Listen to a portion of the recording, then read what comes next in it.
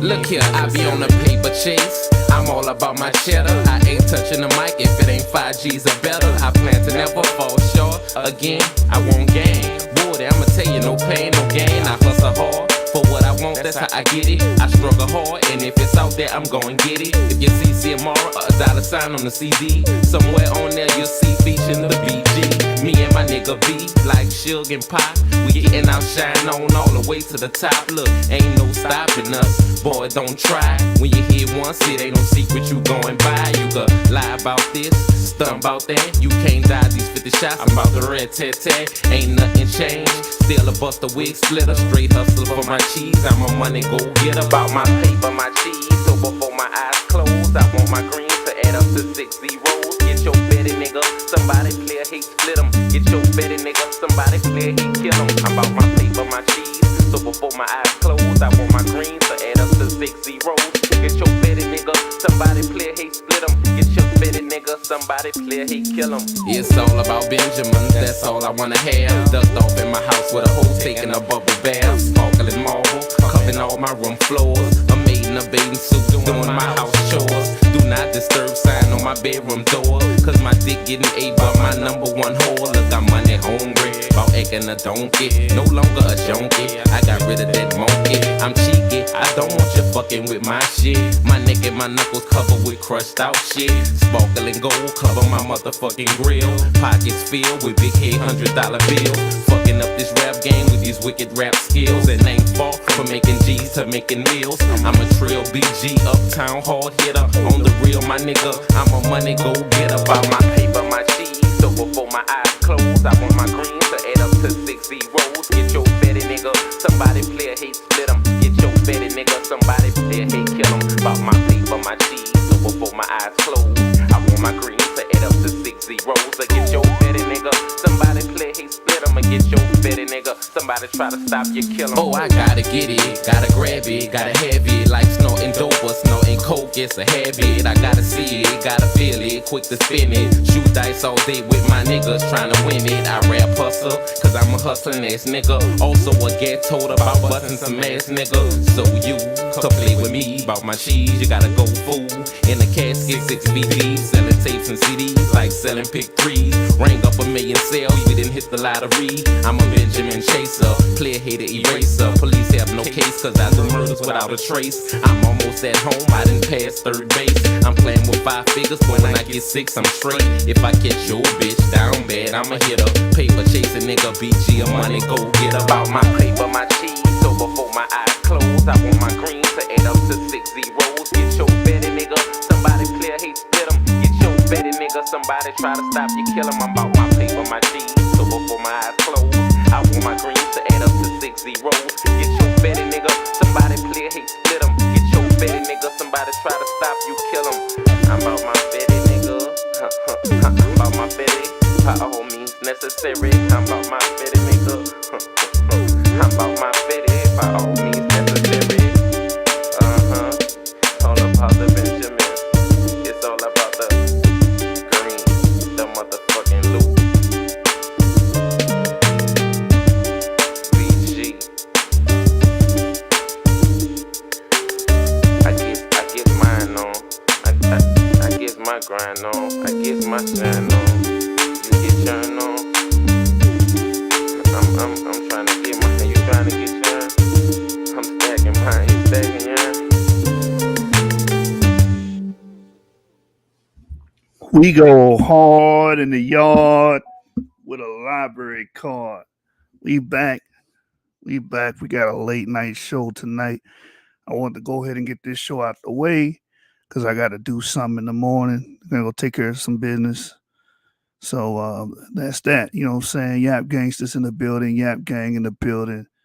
Y'all just going to have to deal with it, bro. Y'all going to have to deal with the source material. You're going to have to deal with the citation after citation after citation onslaught that we provide here. Right? It is what it is. So I wanted to cover this topic, Japheth and early Europe and Shem in the early Middle East, just to add clarity. We've done shows in the past about this, and I felt like let's do some more. Let's bring some more evidence to the table.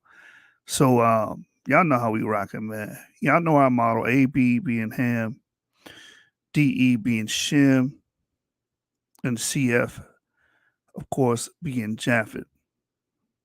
Okay, all of humanity come from a common source. All Y chromosomes go back to one male. We believe that this gene was disseminated from Noah and his three sons as they dispersed and settled the lands, according to the Bible. So we're overlaying the biblical narrative on the genetic evidence and creating a parsimonious explanation for the dispersal of haplogroups. So the interesting thing about that is when you look at the dispersal of haplogroups, you can clearly see what group falls into the category of Shem, what group best fits the category of Japheth, and what group best fits the category of Ham. And as we always said, and we reinforced here on the channel, A and B best represent Ham as the Paleo Africans. And we're going to get into a source on that. And we're going to deal with the early people in Africa, the early people of Europe and Middle East. But let me just get rid of Ham real quick. Let me just show you guys this. This is Klyosov's DNA genealogy, page 117, 118. Just going to read the highlight portion here. It says, we have no indication of where the common ancestor of the alpha haplogroup lived. He could just as easily have been from Europe, Asia, or the Middle East as from Africa. Because again, this is deep history. This is about circa 200,000 years ago.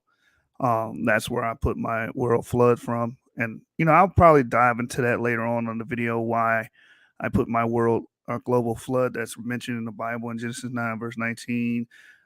Genesis 9:19 is the repopulation of the earth because of the flood. And I'll give you my reasonings behind that. So it says here, we believe, however, that the A0 lineages represent the truly African autochthonous inhabitants. So these are, according to our model, to our studies, these will be your Hamites, right? Along with the respective female lineages and interbreeding with them of incoming lineages of haplogroup A and B, as well as some lineages of E, R, 1B, etc. Because E goes back into Africa and mixes with some of the females from the AB lineages, right? It says again, with respect to female lineages created the very diverse current African population. Only further studies will show whether this hypothesis is valid. Because again, all of this is hypothesis and theory. We don't have time machines to go back and travel and see these things as they unfold, right? So that's just a brief introduction of why we say A and B would be Ham. A and B represent the Paleo Africans. All right. So now we deal with CF, Japheth in early Europe. We got a lot of literature we're going to read on this. So first off, I'm going to read Josephus, and then we're going to go into the source materials to recapitulate and make the argument for CF being Japheth. I got a Chrome tab open with Josephus here. Right here. So this is Josephus, book 1, chapter 6, how every nation was denominated from their first inhabitants. Okay? From their first inhabitants. It says, now they were the grandchildren of Noah, and under whom names were imposed on the nations by those first seized upon them. So these are the first inhabitants of the lands that we're going to discuss, right? Japheth, the son of Noah, had 7 sons. They inhabited so that beginning at the mountains of Taurus and Amanus. Now, where's Amanus at? The mountains of Amanus would be in Turkey, modern day Turkey, Anatolia. So you got people going around saying, "Oh, the Shemites would be the early people of Turkey." No, the Bible. I mean, not the Bible. Excuse me. According to Josephus, these early inhabitants of Turkey would have indeed been Japheth. That's what the mountain Amanus. If you look up the mountain Amanus, it'll take you to Turkey. It says they proceeded along Asia as far as the river Tanais and along Europe to Cadiz. So Europe, we all know where Europe is. There's no playing no games in this. And Cadiz, I believe, is in Spain. It says, and settle themselves on the land they light upon which none inhabited before. So they would be the first people to go to Europe, according to this source here. Let me blow this up. According to this source, according to Josephus, the Japhites will be the first people to settle, right, along Europe to Cadiz, settle themselves on the lands they light upon, which none inhabited before. They call the nations by their own names. So if you're following a biblical model, the biblical model says the archaic humans would not be around, because some people will try to be slick. Well, we have archaic humans. Yeah, you do. You have archaic humans, but we're dealing with modern humans. The modern humans stem from these Y haplogroups like CF, DE, and AB. And according to Josephus, the first people to go there after the flood would be the Japhites, right? So we're going to show and prove that this can only be the CF lineage that's being discussed here in the book of Josephus. Watch this. If Josephus' account of human dispersal and remigration is true, then we expect to see CF representing the descendants of Japheth. So from there, let's go to this paper here. You can go to any paper dealing with human migration, and you're going to pretty much find a synopsis, right? So in this paper, and I'll quote it here in a minute, it says all humans can trace their ancestry back to Africa, where the ancestors of anatomically modern humans first diverge from primates, because, according to them, they believe that all primates are going back to apes, according to seculars. It says, and then from archaic humans. Humans began leaving Africa through a number of coastal routes, where estimates suggest that these out of Africa migrations reached the Arabian Peninsula as early as 125,000 years ago. Now, this is not talking about CF. You don't get to CF till later. And it says as late as 60,000 years ago. After entering the Arabian Peninsula, human ancestors entered South Asia and spread to Australia, Europe, and eventually the Americas. So this would be the Japhite trek right here. CF will originally be somewhere around Arabian Peninsula, because remember, according to the narrative, all three sons of Noah would have been relatively close or in the same vicinity before they dispersed. So Arabian Peninsula, human ancestors entered South Asia and spread to Australia, Europe, and eventually the Americas. Now, what did we just read about Europe? Let me quote this paper first. This is Indigenous Arabs are descendants of the earliest split from ancient Eurasian populations, published February 2016. And you can see the source here. And we just read here that after entering the Arabian Peninsula, human ancestors entered South Asia, spread to Australia, Europe, and eventually the Americas. The individuals in these migrations were the most direct ancestors of ancient non-African peoples, and they established the contemporary non-African population recognized today. This is, primarily your CF lineages, right? So let's go back to Josephus and read it again. Let's read it again. Right here. Let's go to Josephus to recapitulate our argument.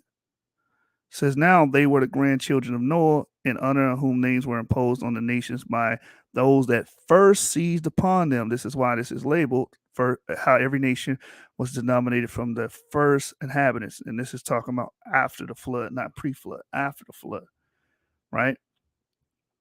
It said Japheth, the son of Noah, had 7 sons. They inhabited the beginning at the mountains of Taurus and Amanus.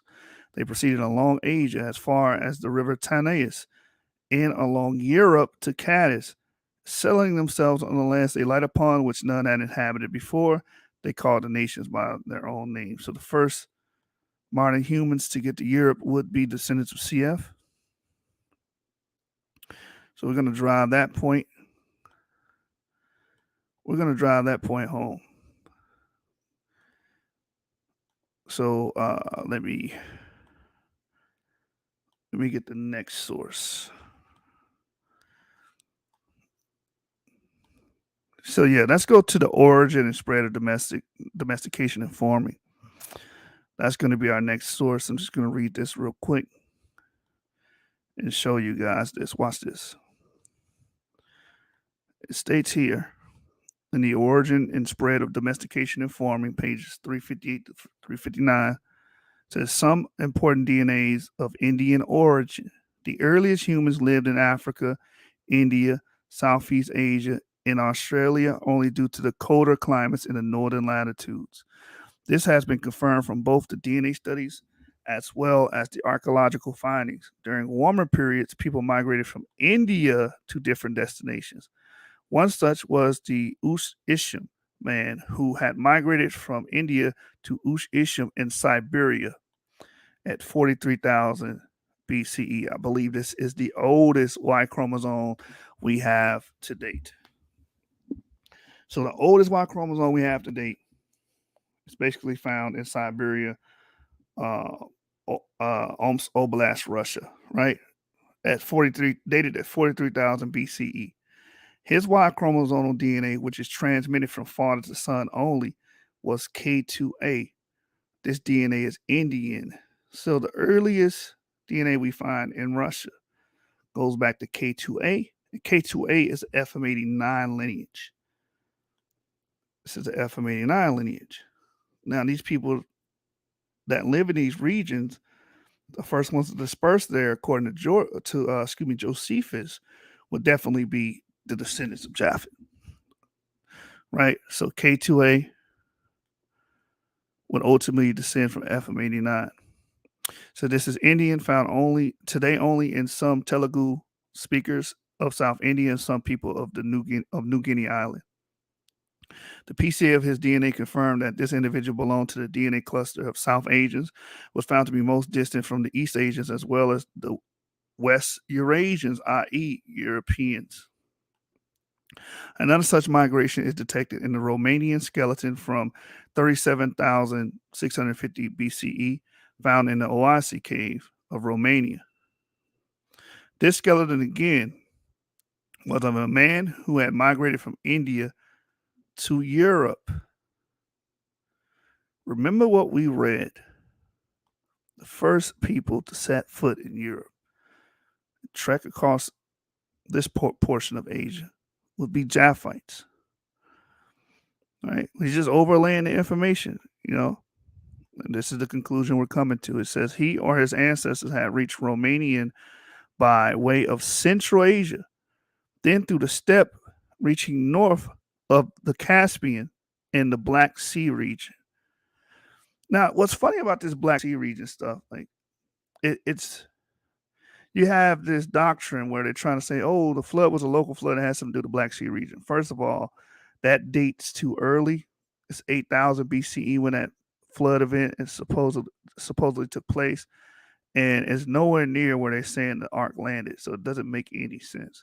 But when we get to these regions, and above these regions, and around these regions, heading into Europe, going into Romania, the earliest people that live in these regions are descendants of FM89. And when we say a haplogroup name, we're talking about ancient groups that had those mutations, right? And the only way you can get those mutations is passing them down through sex, through reproduction. So we can actually delineate who's who through the Y chromosome. It says he or his ancestors had reached Romania by way of Central Asia, then through the steppe reaching north of Caspian in the Black Sea region, and then turning south towards the Carpathian Mountains. His ancestors had received sexual contact with Neanderthals from 4 to 10 generations back when they were on the way to Europe. Just like Ishman, this man named Oasi 1, 2 belonged to Y DNA K2A. Thus, this was an Indian diaspora. This is the oldest modern human skeleton recovered from Europe. We can hence say that the oldest modern humans who reached Europe were from India. India and adjoining nations like Afghanistan and Tajikistan remain an important epicenter of northward and westward migration up to 22,000 BCE, a time after which the last glacial maximum peaked and made any migration from South Asia to North or West impossible.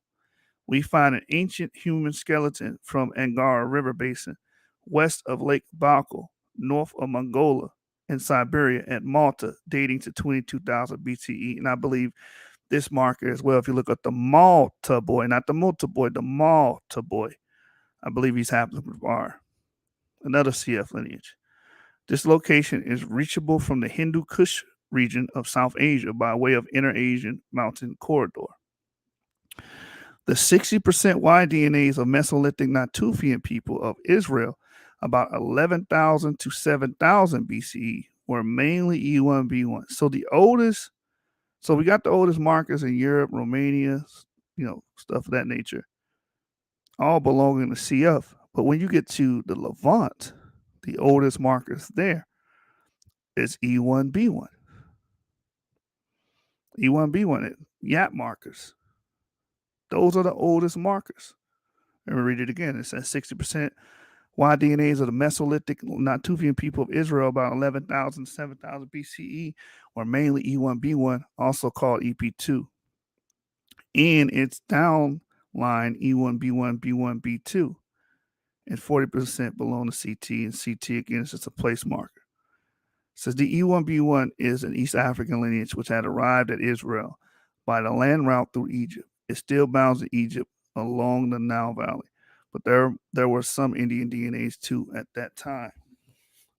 So, as we can see, primarily the first people to inhabit the Levant would have been E markers, and the first people to inhabit Europe would have been CF markers. That should be abundantly clear. So that's why when we go to Clayasov's book, we gotta go down to, let me check my notes. Check my notes real quick. We're going to go to page 139 and 140. 139, 140. This is why Clayasov plots out human phylogenetic tree as such. Put this in mind. Watch this.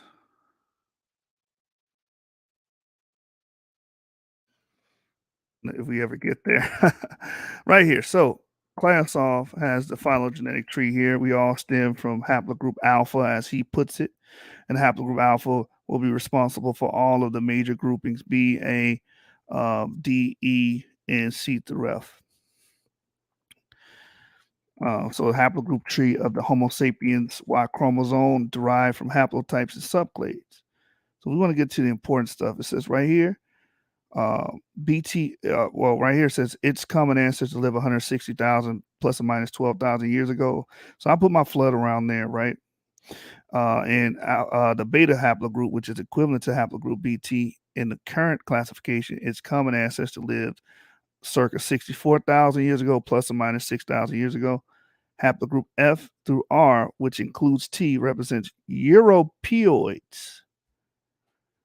Europeoids, Caucasoids, who arose less than 58,000 years before present. So he calls them Europeoids, which I believe is apropos because all of the early archaeological evidence and early skeletal remains in Europe of modern humans are descendants of the FM89 lineage or the CF lineage. Okay, so watch this. Let me keep reading this. It says the Mongoloid and Austronesian haplogroup C split less than 6,000 years ago. The Middle Eastern haplogroups D and E split less than 42,000 years ago. So he calls haplogroup DE Middle Eastern. T and E will be your Paleo Middle Eastern group. So again, when we go to Josephus, When we go to Josephus, let's go back there. What does it say? What does it say? That's why Josephus, what he wrote was very interesting. And if it does represent the initial demography or the movement of people and dispersal of people after the flood, it's very interesting. It says how every nation was denominated from the first inhabitants. So the first people in the Middle East actually dispersed and settled there, I would argue, would have consisted of Shem, which would have been DE. So it says Shem, the third son of Noah, had 5 sons who inhabited the land that began at Euphrates and reached the Indian Ocean. For Elam left behind him the Elamites, the ancestor of the Persians. Ashur lived at the city Nineveh and named his subjects Assyrians. So this is all Middle Eastern, right? It's Middle Eastern. At the onset, we're not talking about after the mixing or whatnot. We're talking about the onset, right? It says, who became the most fortunate nation beyond others. Arphaxad named the Arphaxadites, who are now called Chaldeans. Aram had the Aramites, which the Greeks call Syrians.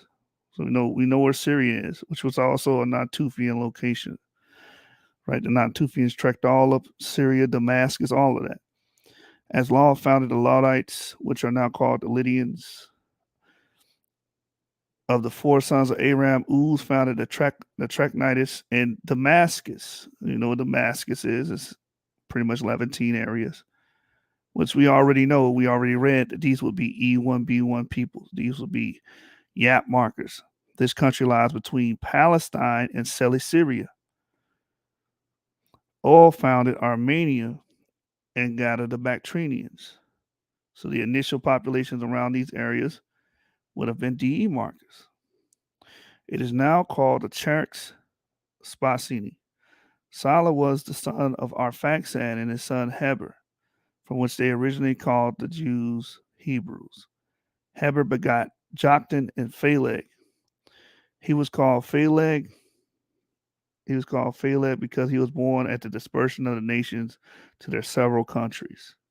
For Phaleg among the Hebrews signifies division.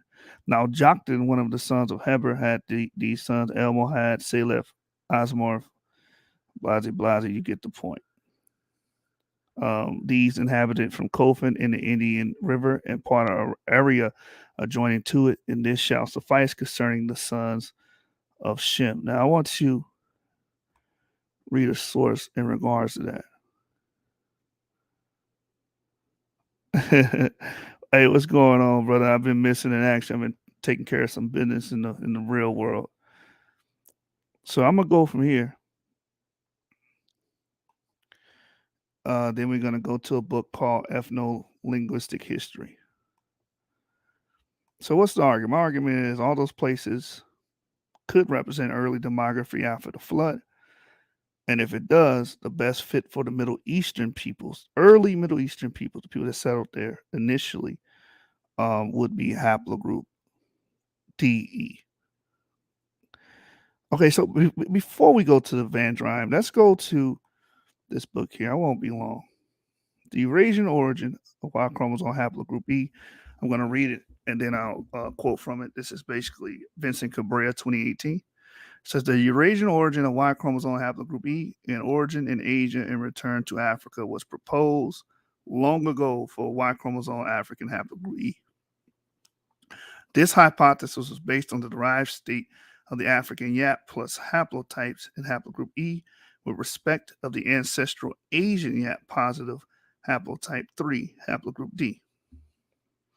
The latter discovery of the new markers evidence that D and E were sister branches of Yap positive node.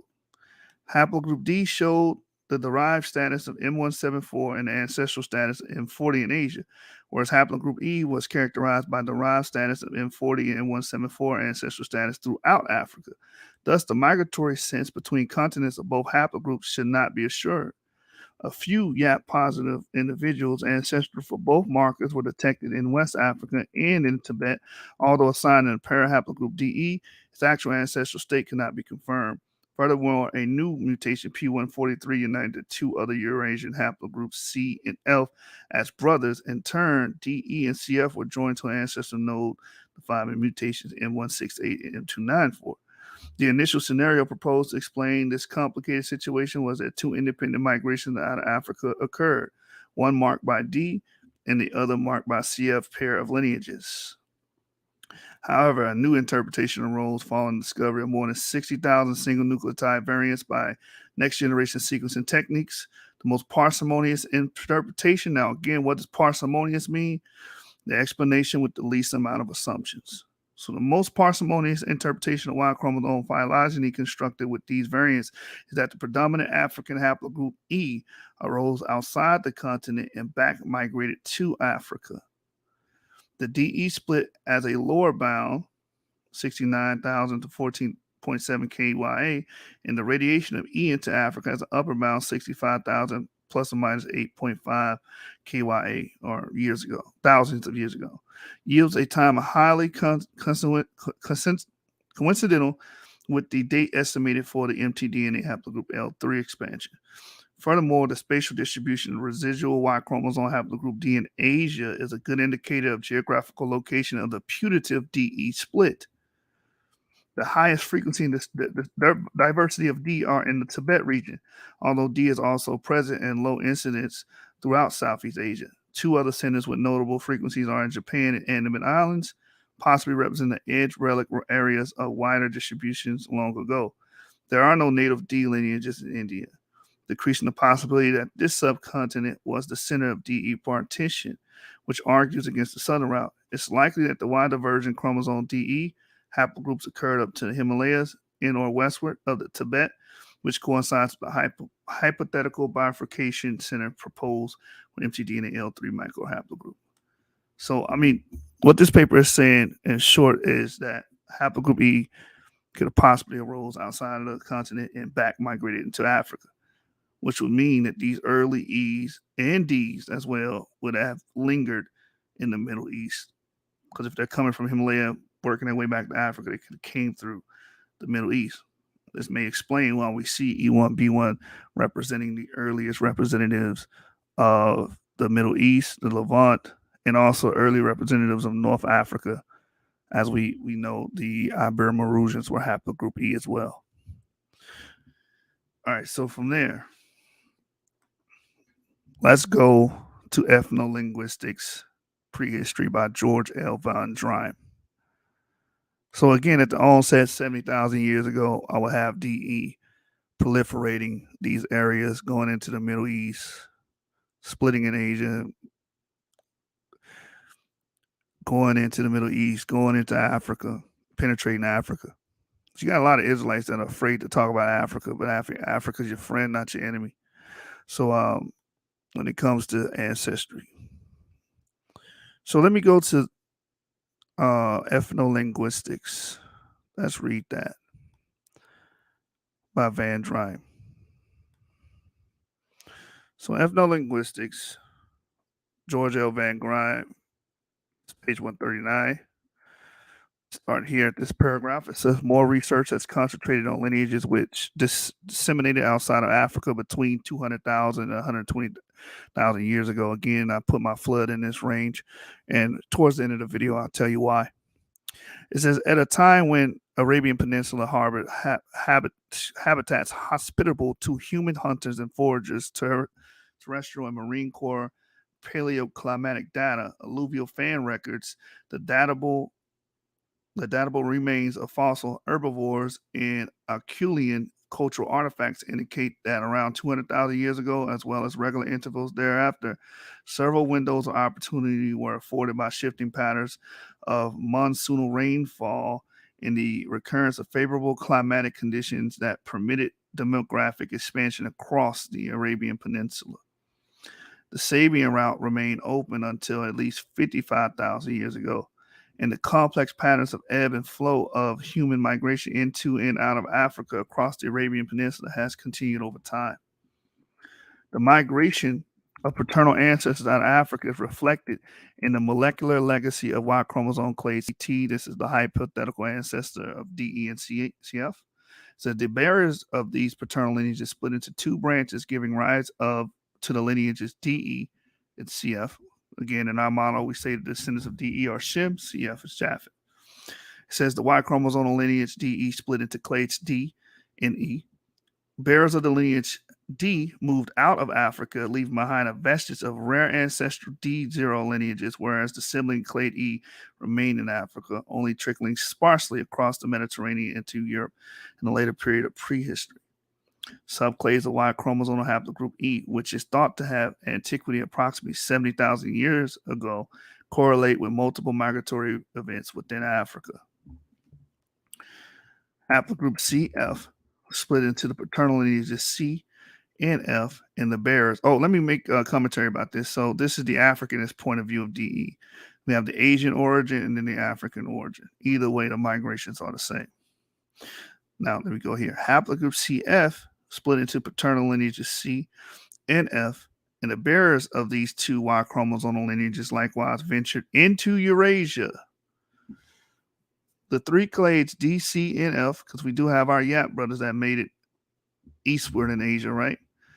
Were born by ancestors of today's non-Africans who migrated across South Asia. Hold on, let me go down.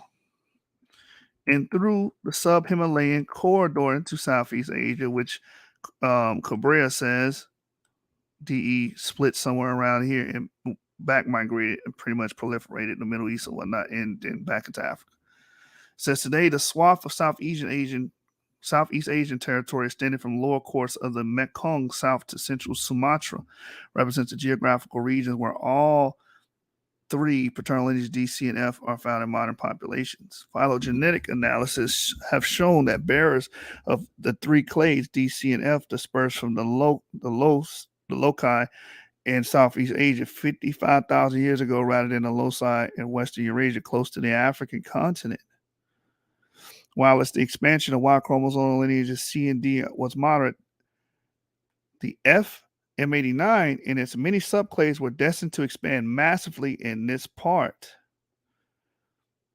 Bearers of the ancient haplogroup lineage D spread across the sea to the Andaman Islands as well as across East Asia, reaching the Japanese archipelago. Subclades of this lineage are today throughout the Himalayas as D1, on the Andamans as D1A, Southeast Asia as D1A1A, and in Japan as D1A2. So a lot of people don't understand that we have paternal relatives that live all the way in Japan, okay? Because they're Yap as well.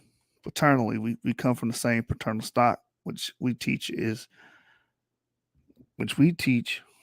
Shem. Paternal stock would be Shem if we're following a biblical model. Okay? So from there, we continue reading this. I'm actually getting my other source ready. So from there, let's keep reading. It says subclades of this lineage are found today throughout the Himalayas. We read that. It says occurs at highest frequencies. Subclade D1A2 occurs at the highest frequencies in the Ainu and the Ryukyuans. In this molecular marker reflecting the Paleolithic colonization of Japanese archipelago from the Korean peninsula. The Ainu represent a deep branch of East Asian diversity.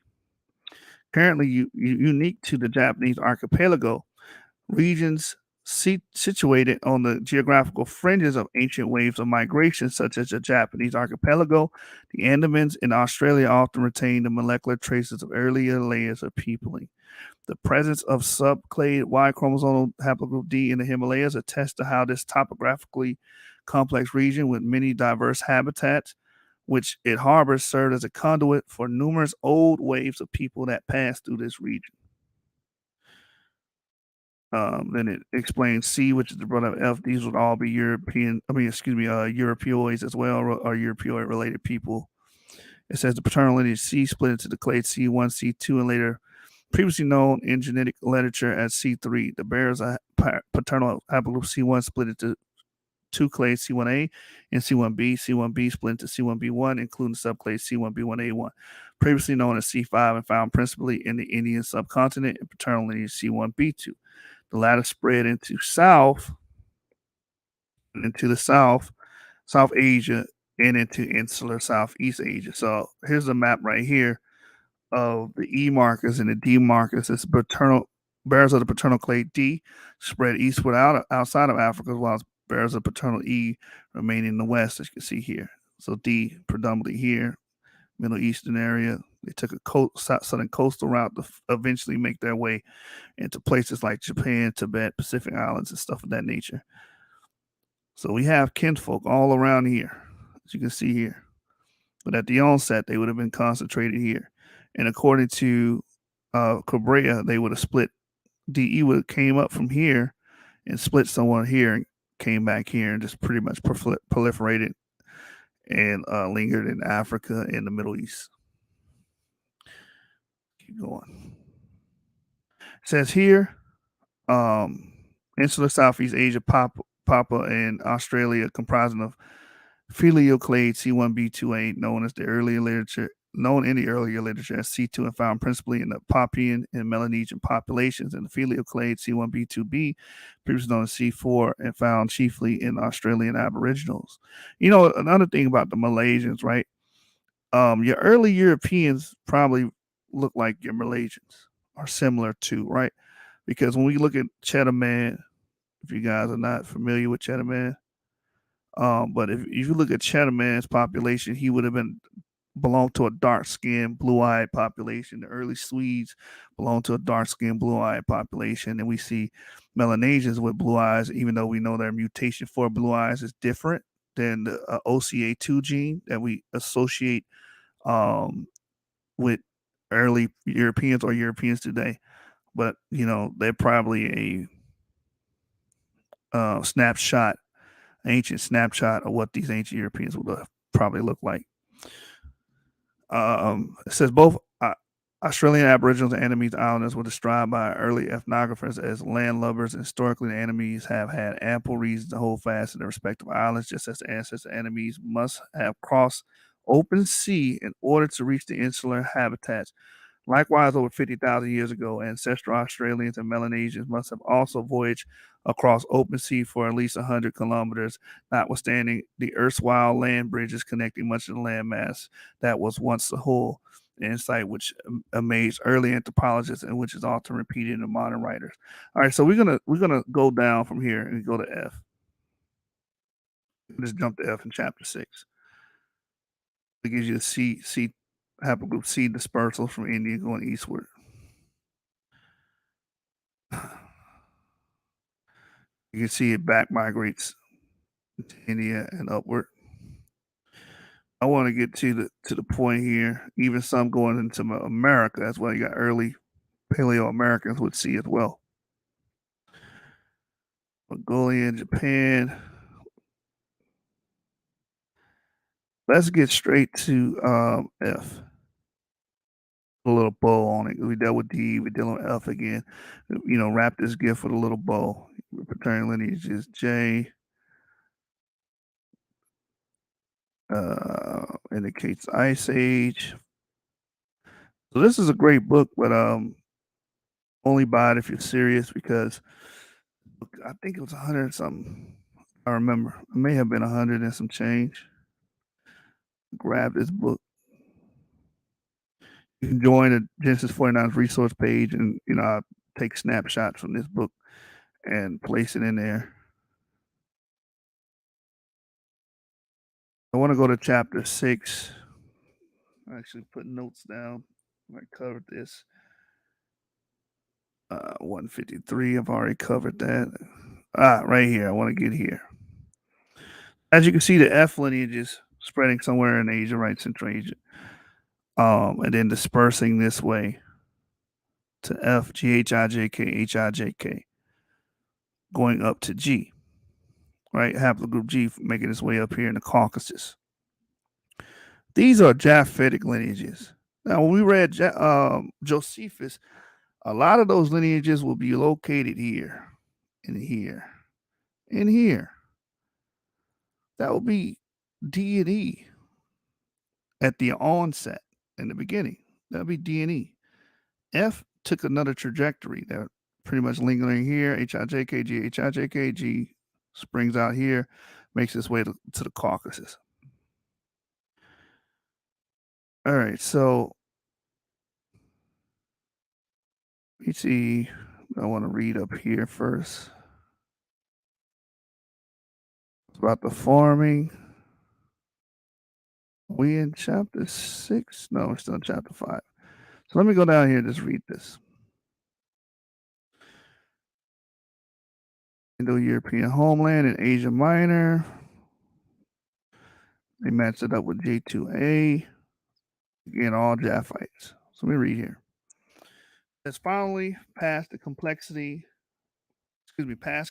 may be obliterated by subsequent demographic processes. Ancient DNA shows that paternal lineages once prevalent in Europe. Remember, the first people to inhabit Europe, modern humans to inhabit Europe, would be the descendants of Japheth. So ancient DNA shows the paternal lineages once prevalent in Europe, such as haplogroup G, and in the Near East and Europe, such as haplogroup T, have now largely vanished from these regions because of their time depth, meaning they're some of the oldest lineages there, right? Their bearers no doubt spoke now long lost tongues. Most of the prevalent paternal lineages in Eurasia and the Americas spread after a bottleneck at the beginning of the Holocene, when certain paternal clades started eradicating or outcompeting others. As a consequence, much of Y chromosomal phylogeography outside of Africa happens to share a time depth comparable to a shallower time span of linguistically reconstructible past that is accessible to historical comparative linguists. Here we go. F. Paternal starburst in the subcontinent. Paternal lineage F, the other offshoot of lineage CF, spread into the Himalayan corridor in the ancestral form from F.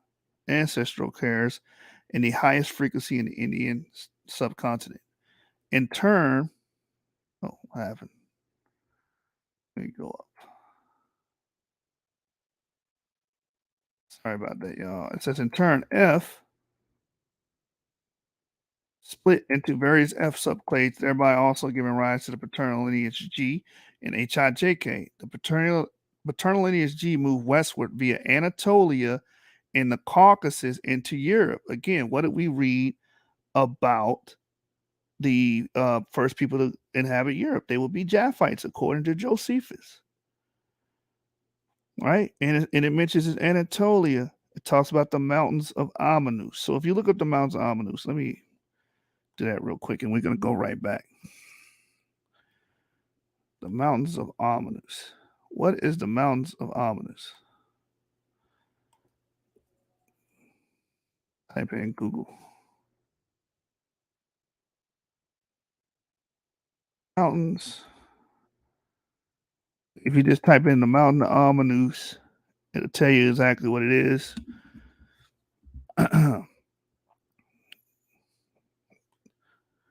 It's the NUR Mountains, a mountain range in Turkey. Let me share this. Shout out to StreamYard update. Now it's easier to switch tabs. You understand? Share this tab instead. Boom. As y'all can see, the Nur Mountains. The Nur Mountains, formerly known as Amadag, the ancient Amanus. Medieval Black Mountains of Arabic Jabal al-Lukam is a mountain range in Hatay province in south central Turkey. You got a group of people going around saying, oh, the people would be in Turkey would be the Shemites. No, these early proto people in these regions would not be the Shemites. These people would be the Japhites. As related here, let's go back to Josephus now. You know, thank the StreamYard, they made it a little easier to switch tabs. Go back and forth. Watch this. So now we're here at this tab. Japheth said he inhabited so the beginning at the mountains of Taurus and Amanus, which would be Turkey. And then they proceeded along Asia as far as River Tanais and along Europe to Cadiz. This is how we're locating and pinpointing who would be Japheth. Okay. So yeah. So from there, let's go back to no, you know what? Let's look up the mountain Taurus. Where is the mountain Taurus? We know where Amanus is. What about Taurus? So let's look up the mountain Taurus. Mountain of Taurus. And point these Japhites. Also a mountain system in Turkey. Taurus Mountains are a mountain complex in southern Turkey, separating the Mediterranean coastal region from the central Anatolian plateau. Taurus Mountains, I just read that. So this is a Taurus Mountain. Taurus Mountains. These will be initially Japhetic lands, not Shemitic lands, at the onset. We know people intermingle later on. People migrate and stuff of that nature, but we're arguing for the initial dispersal. Well, here's a map here, Taurus Mountain Range, where that would be at. Here's a bigger map. This would be the Taurus Mountain Range. This would be your Japhites, right? So let's see if we can get a map of Almanus. See if we can get a map. So there's a location there, and that's showing you a good depiction there. That's the Euphrates River. I want Almanus. Let me get the map.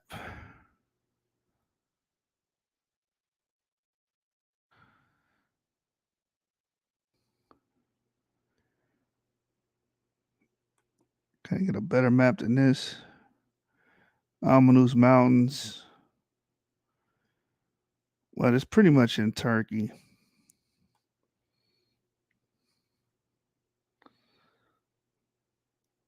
It's pretty much in Turkey. Can you see it here? Probably above Syria. I don't know if we can see it here, but you guys get the gist of it.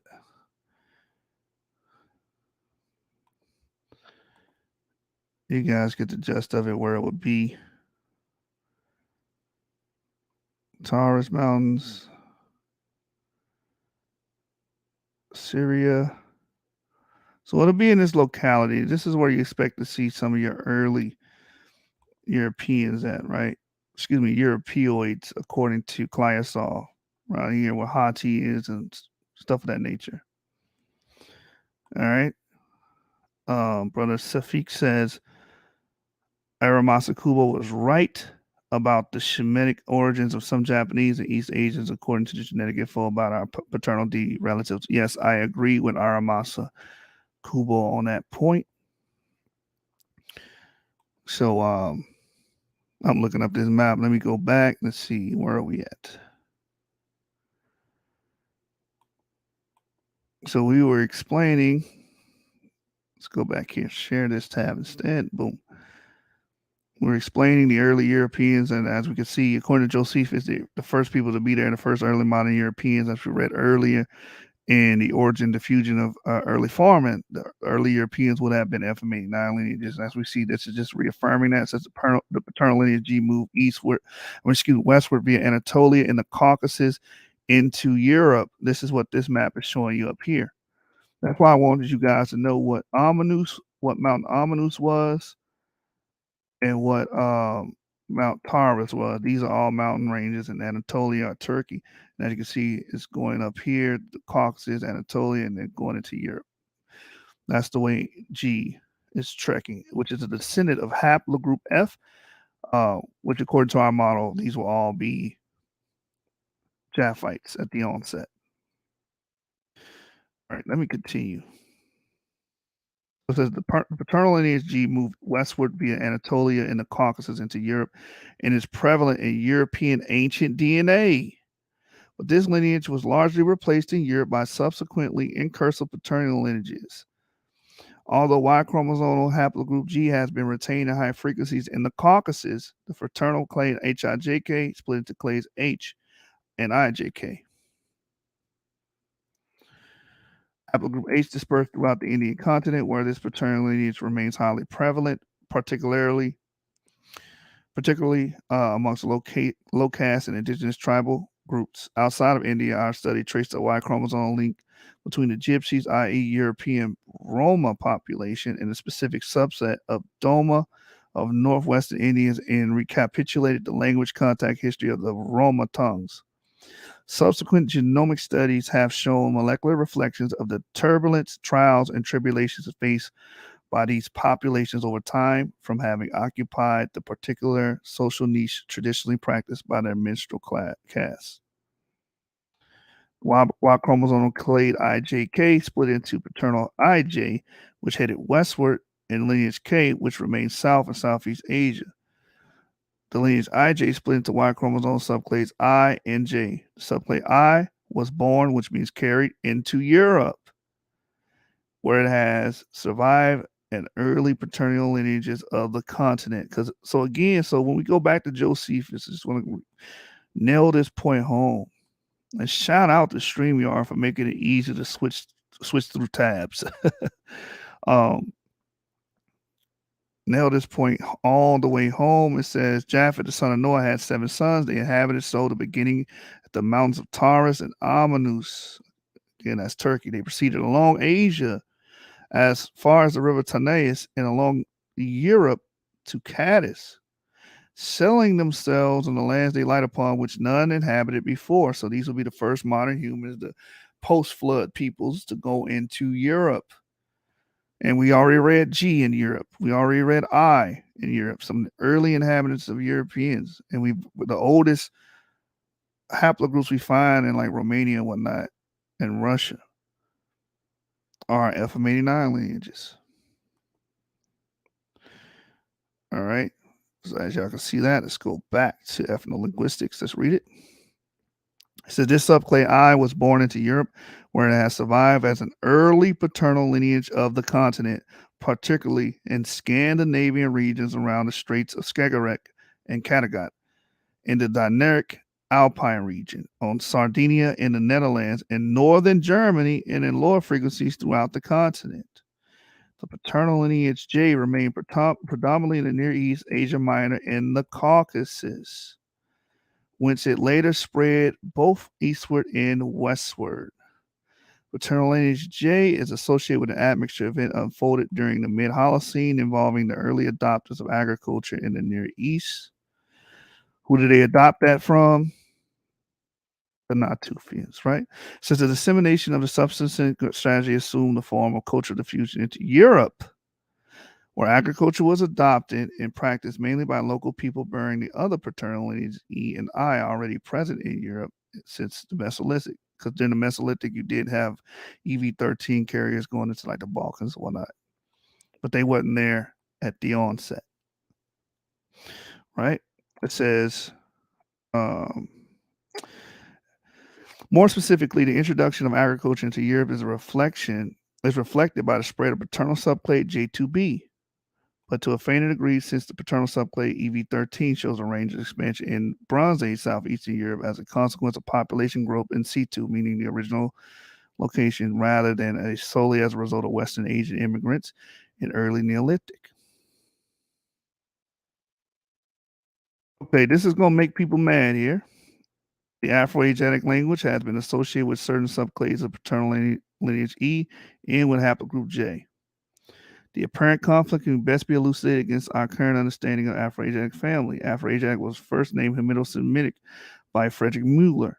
This name was replaced by geographically inspired French term language Afric-Asiatic, coined by Maurice Delafosse. The Semitic branch that historically been the best known because the branch comprises historically important literary languages of the Near East, such as Akkadian, Assyrian, Babylonian, Ebelite, Ge'ez, Ugaritic, Aramaic, Hebrew, Sabian, and Arabic. Ostensible branch that once went by the biblical term Hamitic turned out to be a catch-all consisting of various subgroups, i.e. Cushitic, Berber, Egyptian, Chadic, and Omotic.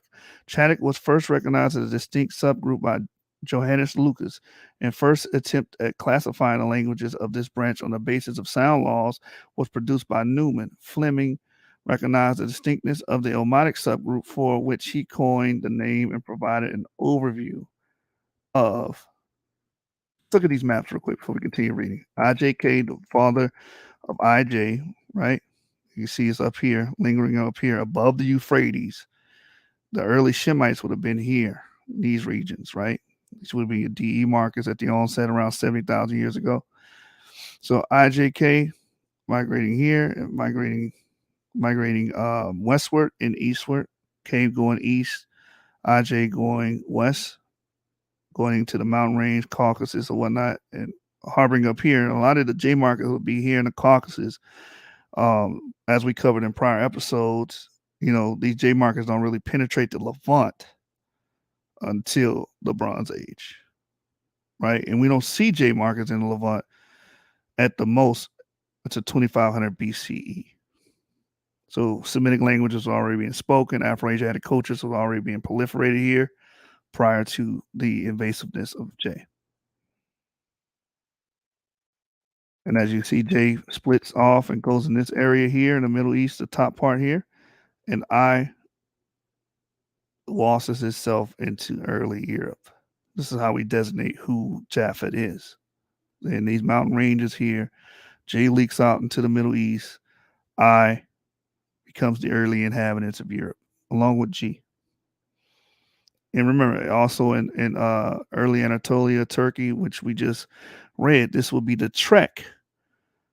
One more time, just in case somebody just got on here. This will be the trek that the ancient Japhites would have taken on their initial dispersal. It says Japheth, the son of Noah, had 7 sons. They inhabited so that the beginning of the mountains of Taurus and Amanus, again, that's Turkey, they proceeded along Asia as far as the river Tanais and along Europe to Cadiz, and settling themselves on the lands they light upon, which none inhabited before. They call the nations by their own names. All right, so let's go back to this source. And as you can see, this will fit that trek perfectly because it's going across Taurus and Amanus and going into Europe. So we can clearly see, IJ in the Zagros Caucasus region in the map. Exactly. That's why those J markers have a lot of Zagros Caucasus ancestry. It is what it is. That's why a lot of people don't like genetics. Because genetics really blows the skirt off of people's BS, It says the eternal phylogeny branch, a dozen different family tree models have been proposed. The 2 attempted reconstructions diverge greatly. And whilst Christopher Arrett, 1995, proposed a new label, Afrasian, for the language family, Aurel and Stovova retained the older label, Hamido-Semitic. Population speaking Afro-Asian languages across North Africa bear various distinct paternal lineages and spread of Y chromosome haplogroup subclade E1B1B or subclades E1B1B1 M35, E1B1A1A M81 at the time of the last glacial maximum have been associated with the spread of speakers of early Afro-Asiatic languages spreading from the area situated between the Red Sea and Lake Chad. So again, J has nothing to do with this language. It's all Yap markers speaking this language at the onset.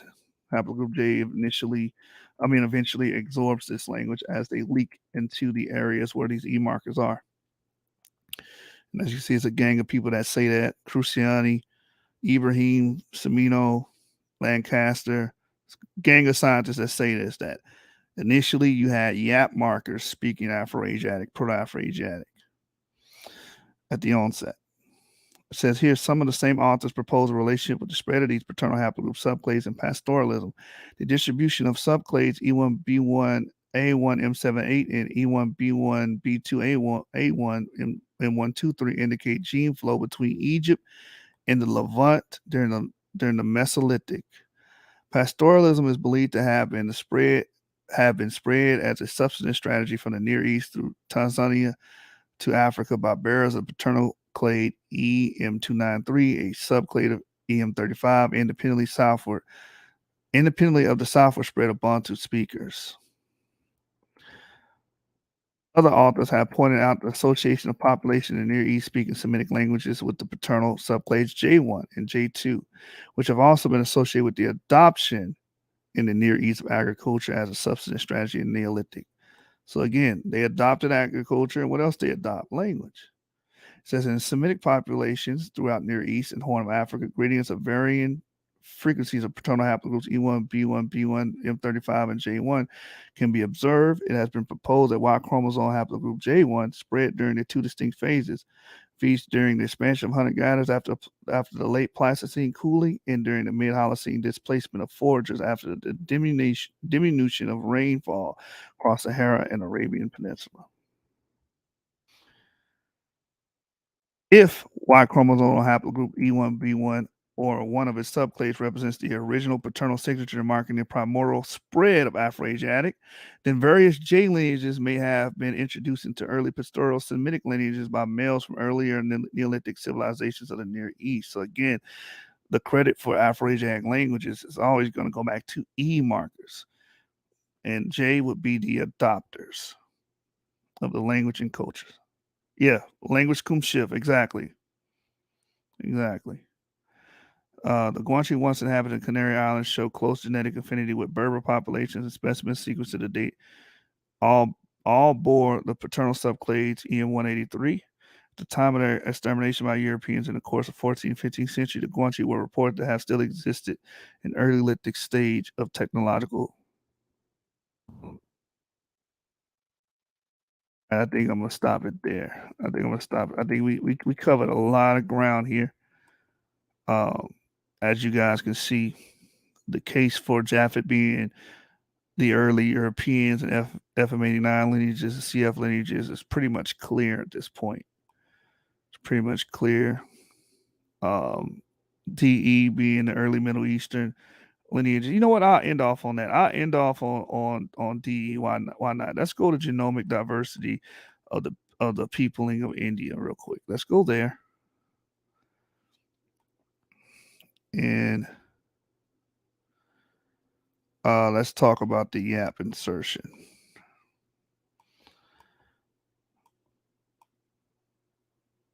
It says the phylogenetic order YAP, present of DE. It's a particular quote I want to get in this. And a lot of people are going to be upset. A lot of people are going to be upset when I read this. I've read it before. Let's see if I can get straight to it. And we'll end off on that. Like I said, I wanted to get this source. I wanted to get this video done tonight. So if later on, I found it. Later on, if I'm busy during the daytime, you guys still have the content. Yeah, J is clearly not Semitic, man. It's not Semitic in origin, and it absorbed and adopted the language of these people originally come from the Zagros Caucasus mountain ranges, which would have initially, at their onset, at the initial dispersal, would have been Japhetic homelands, not Shemitic homelands, right? So let's go to this book here. I'll quote it after I read it. The Genomic Diversity in People of India. And within this book, another expensive book, but it's a good book to grab. I try to grab books like this because they're priceless and they age like wine.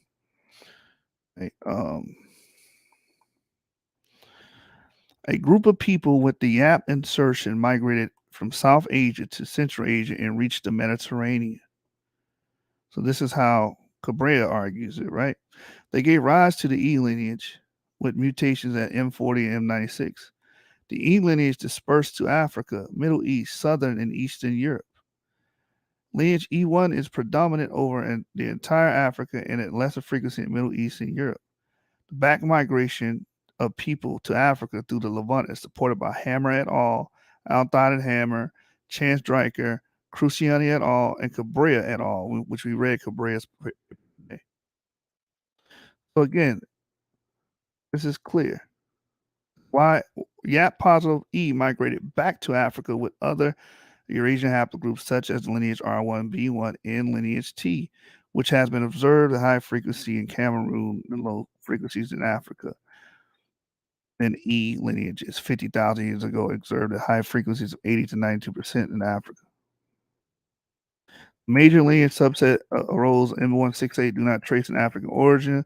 Likewise, pre-L3, MN, and R haplogroups of mtDNA have no indication of African origin. The split of Y chromosome composite DE haplogroup is very similar to the age of mtDNA L3. Predominantly North African clades mtDNA M1 U6, which arose in Southwestern Asia and differentiated into their subclades while they were in Mediterranean area. Only later the subclades M1A, U6A2, U6D diffused to East and North Africa through the Levant. Thus, modern humans use a southern coastal route for their out of Africa exit and the Levantine route from Asia to Africa for back migration. DE has been doing that migration for years, utilizing the Levantine corridor to migrate in and out of Africa. And as this source says here, a group of people with the Yap insertion migrated from South Asia to Central Asia and reached to the Mediterranean. They gave rise to the E lineage. This is what this source says. So 70,000 years ago, at the onset, these people that be lingering around the Mediterranean basin, Levantine basin, Middle Eastern areas, and in Africa would be your early Shemites. It's just that simple. I wanted to just throw one more source there. Should I go to Buddy Hoge's map of Shem and how it overlays? And Buddy Hoge is a young earther. I'm not young. I believe in the old earth. I believe that the flood happened between 100, 200,000 years ago. And that's why you have such a long period of what you know as the Paleolithic period,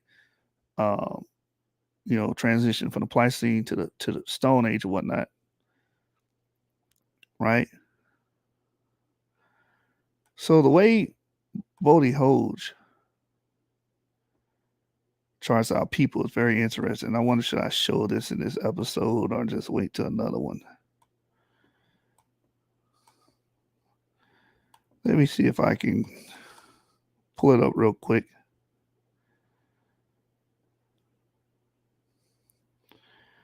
But if you put Shem in the Middle East, you put it in Arabia, you put it in the Levantine, you put it in Damascus, you put it in Syria, then you're making the first people there at the onset being DE. There's no way around it. If you put Japheth in Taurus, you put that in that area there. Let me see if I can blow this up. So this is page 168 and 69. Let me go to Africa.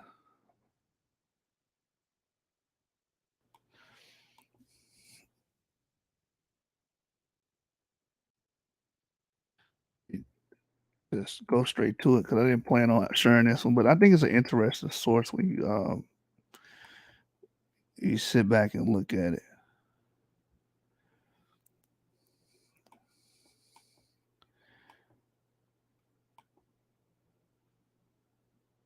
Some coastline peoples.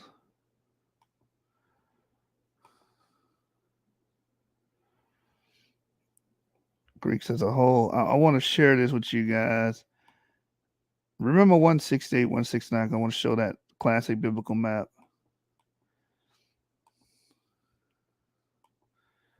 But he also has a dispersal in here. I probably won't find it because I'm live. I'll probably just look through it. But he has a dispersal map here that's very interesting for Abraham. I see Japheth. See Japheth's dispersal. So I'll show you this. How about this? I'll show you Japheth's dispersal. Let me stop my stream. Share. Window. Boom. So this is Japheth's dispersal. And again, it matches what we saw with CF, IJ, with I. It matches it because it's coming from this Asian area here, going up to Anatolia, going through the Caucasus and all that good stuff, right? Going up into different areas in Europe, migrating into Europe, going through Europe, all the way in Cadiz, which is Spain, going through Gaul. These will be your Japhetic lineages, and it overlays with the CF migratory patterns, proposed migratory patterns of CF. Now, of course, Josephus points out that many of Abraham's progeny conquered and settled in areas from North Africa, Libya, and beyond to Assyria, northern Iraq, and Arabian Peninsula. truly Abraham became the father of many nations. So it's right here. I fear in Japheth, the country of Africa, took his name. So it's according to the legend that Africa actually gets its name from Abraham's seed. So I don't have no problem being called African. That's a Semitic name, according to the tradition. You understand? Let me see if I can get his dispersal. So look, Abraham's dispersal. Look at that. Boom, all through Saudi Arabia, going up here to the Euphrates. Doesn't go above Euphrates. Doesn't crack all the way up into the Caucasus like Japheth's children, right? Going into Egypt, going across Libya, going into North Africa. That's what we expect to see with E-markers.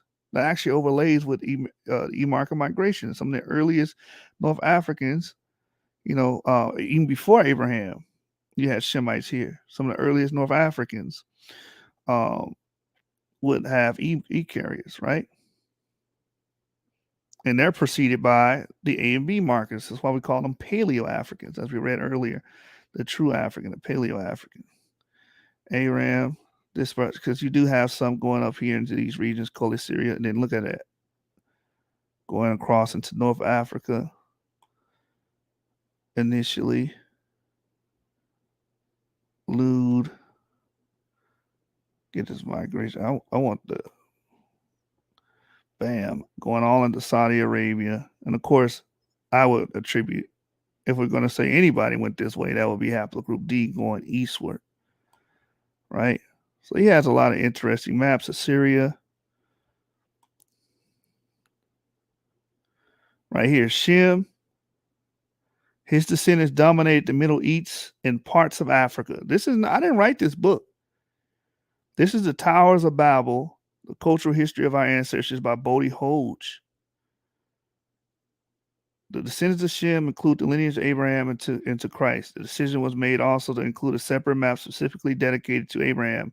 His descendants dominated Middle East and parts of Africa. So you can see that. Right? So let me go to the classical map. I believe it's 168. Let me hide this stream thing. Okay. Let's go here. 168. I told myself, don't forget this. Right here. The classical map, as you always see, a biblical map, Japheth. Wait, but if you go by this map at the onset and you look at where haplogroups migrated at the onset, where the oldest haplogroups we find, the Shemites are going to be E or DE, and the Japhethites are going to be CF. And the early Africans are going to be AB. This is our model. As you can see, the Middle East, predominantly Shem at the onset, and then Japheth. Look at that. Mount Taurus. They would be at Mount Taurus. They'd be at Gomer. Look at that. Magog up here at the Caspian Sea. In the Caucasus, this is all Japhethites, man. Right? So even if we go off of this antiquated map, it's still gonna plot Japheth in Europe and north of the Euphrates and the Caucasus, and in Taurus and Amanus, places of that nature. And Shem being the Middle East, Levant, Damascus, Koli, Syria, which we know are all E markers. Joktan would have been the early E markers there. That would have been an early branch of DE. So I showed that map with D and E here, pretty much proliferating here first around 70,000 years ago, circa 70,000 years ago. So, let that be known. Let me see if I can find. I did mention why I wanted to show you guys in brief why I consider the flood to be 200,000 to 100,000 years ago. At the onset of why haplogroup alpha, according to Klyasov.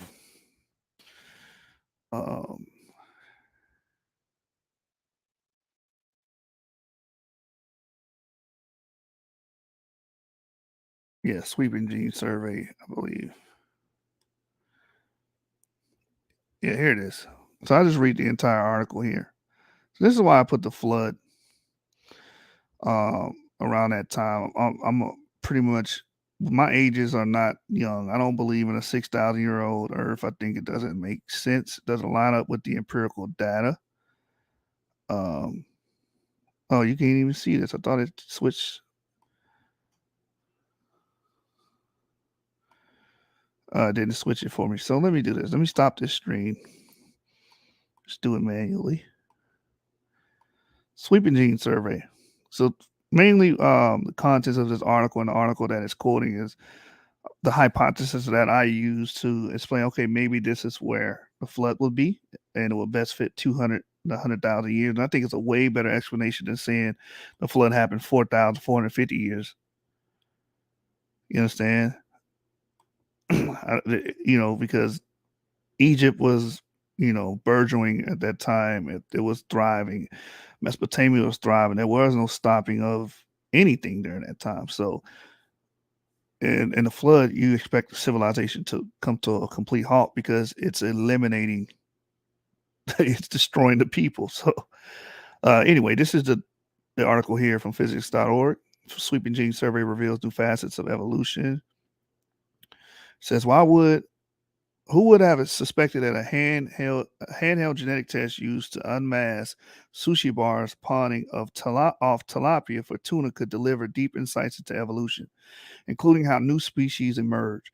And who would have thought to trawl through 5 million of these gene snapshots called DNA barcodes, collecting from 100,000 animal species by hundreds of researchers around the world and deposited in the U.S. government-run gene bank database? That will be Mark Stockel from the Rockefeller University in New York and David Thaler at the University of Basel in Switzerland, who together published findings last week sure to jostle, if not overturn, more than one settled idea about how evolution unfolds. If it's textbook biology, for example, that species with large, far-flung populations, think ants, rats, humans, will become more genetically diverse over time. But is that true?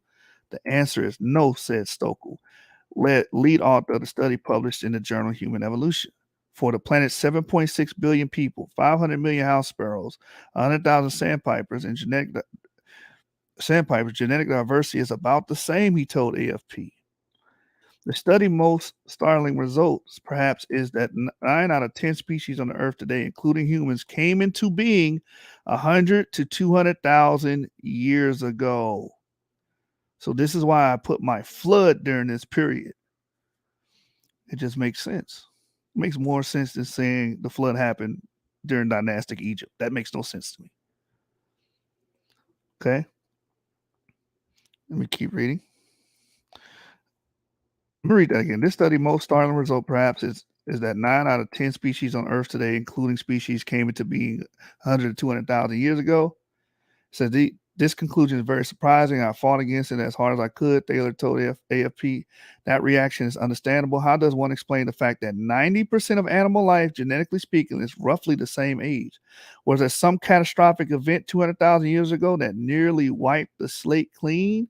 I would say yes, because I believe that the Bible recapitulates reality and encapsulates reality. So when it talks about a world flood event, I believe it did happen. And I believe that it is why we see through the gene sweeping survey that 9 out of 10, 90% of animal life came into being at the same time. So that's why I make that argument. Again, this is the article here. Sweeping gene survey reveals new facets. I'll drop it in the comment section.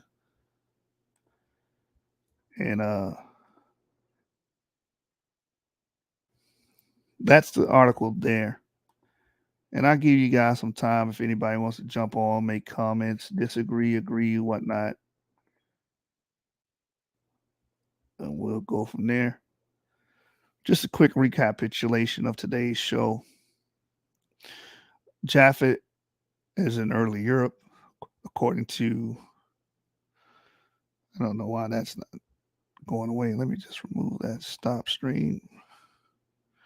So, yeah, no problem, Safik.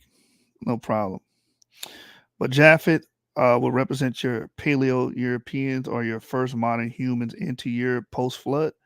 Your Shemites will be the first ones to proliferate and pretty much linger around, North Africa and Levant, pretty much below the Euphrates, and some of them leaked out above it initially at their onset. I believe D markers and some E markers did initially make their way up there, above that. But for the most part, they were holding the Middle Eastern areas down, Cilicia, Damascus around there. This is why you look at the Natufian population, and they pretty much, even some of them are in southern Anatolia, because we know they had the glass beads for Anatolia, but for the most part, they're trekking up and down Syria all the way down to Negev.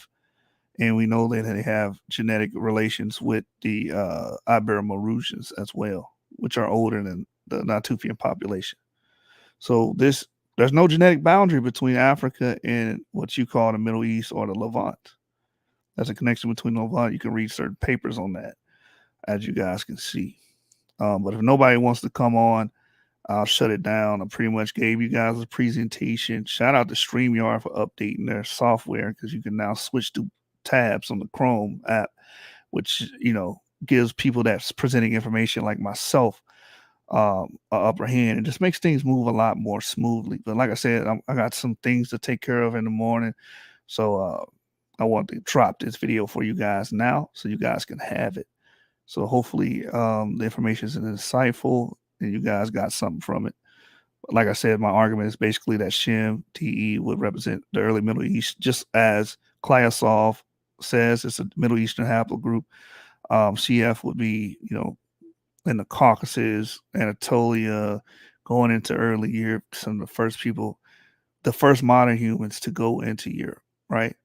And AB would be your Paleo Africans, which will be Ham, according to our model. So, all right, with that, I'm going to bid you guys farewell. Yap gangsters in the building. Yap.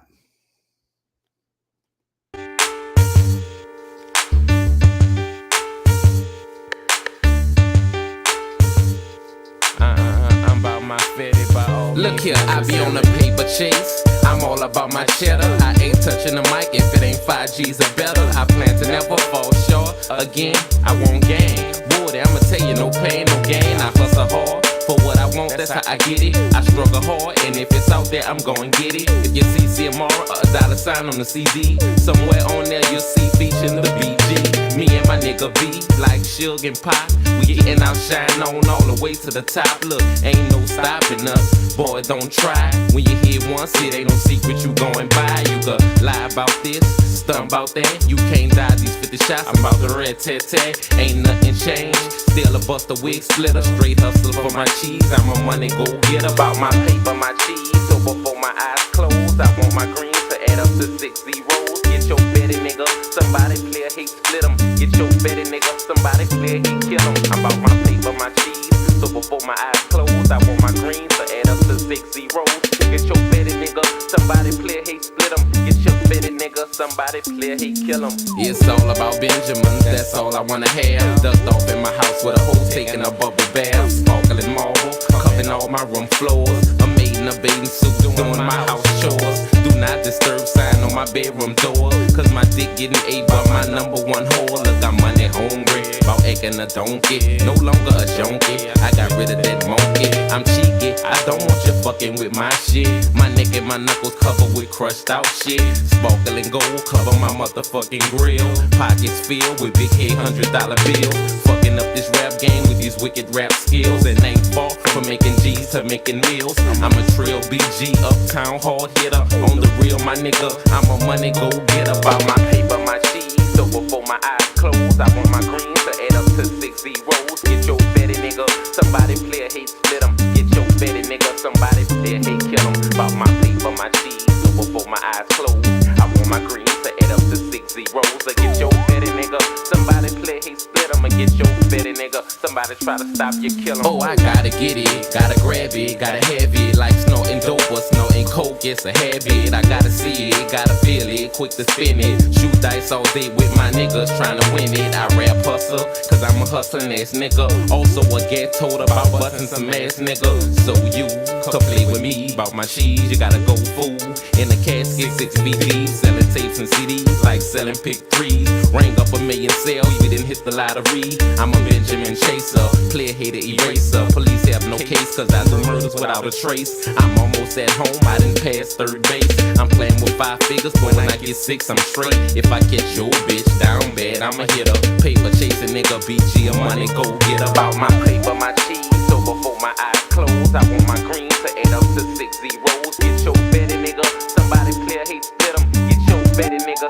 try to stop you, kill 'em. I'm about my paper, my cheese. So before my eyes close, I want my greens to add up to 6 zeros. Get your fetty nigga, somebody clear hate, split 'em. Get your fetty nigga, somebody try to stop you, kill 'em. I'm about my fetty nigga, I'm about my fetty, by all means necessary. I'm about my fetty nigga, I'm about my fetty, by all means necessary. All about the Benjamin, it's all about the green, the motherfucking loop.